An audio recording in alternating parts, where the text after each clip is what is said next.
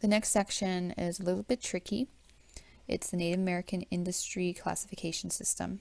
Mine's pretty straightforward because it's a food service, so I would just select a combination of food services.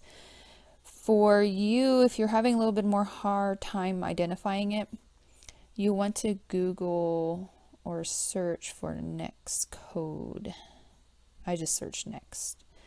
And the first thing that popped up was the census.gov website. That's where you want to be in the census.gov. There's another one, and it's not very useful.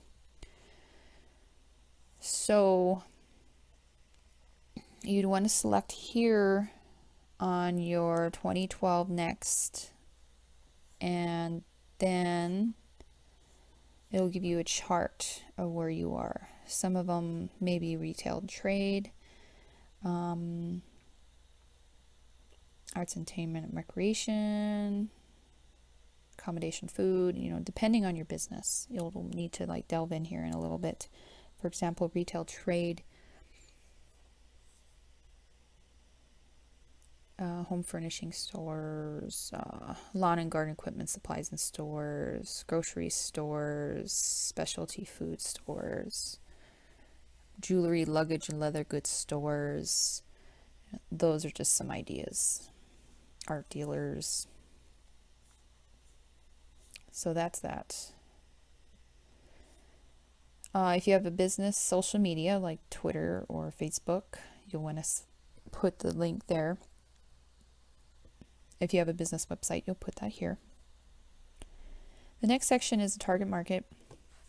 This is where you talk about your customers. You're going to want to first talk about who, like the typical customer that walks in your door or buys from you. Are they, for example, mine is Pies and Sweets and my business is located in Crow. Now, this is an example.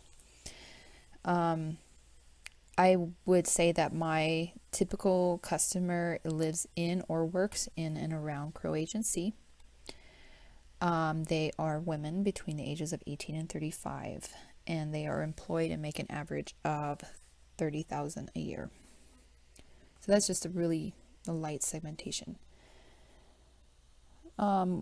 Then you want to talk about your value proposition. What is it that your product or service is promising to your customer? What need are you fulfilling? What are they motivated by? Maybe they're motivated by the fact that they want something delicious to eat that's homemade instead of the packaged stuff. Then you want to talk about your target market, the size of your target market, and trends. This is where you'd need to do a little research on census. For example, using my target market, there are women. I would need to find, living in Crow, women between the ages of 18 and 45. How many are there? And how many of them how many people make 30,000? I'd also want to talk about what kind of trends are affecting my industry, which is, like a sweets bakery industry. I'd want to talk about, the gluten-free is a trend that's probably affecting my industry. Next section is the competition section. This is where you talk about the direct and indirect competition. Now, a lot of people assume that they don't have competition just because they're like the only one selling pies and sweets. But I know that, not everybody wants to buy your product. Not everybody is your customer, especially when you talk about target market. So you're competing you might not be competing directly with somebody. You might be competing for your customer's dollar. Where else are they going to spend that dollar? Where else are they going to spend that $15 that they were going to buy your pie with? Are they going to instead buy coffee? Or are they going to instead buy gas? Instead, are they going to buy Valentine's gifts? That is something that you need to think about, be very thoughtful on.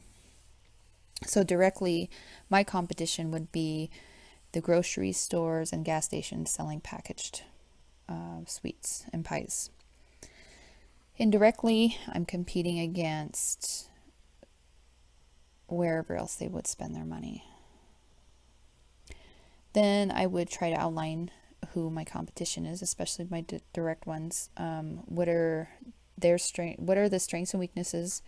What is their market share, and is it increasing and decreasing? Why? And what is your business competitive advantage over your competition? What is it that makes your company preferable to your customer? Why are they going to come buy from you?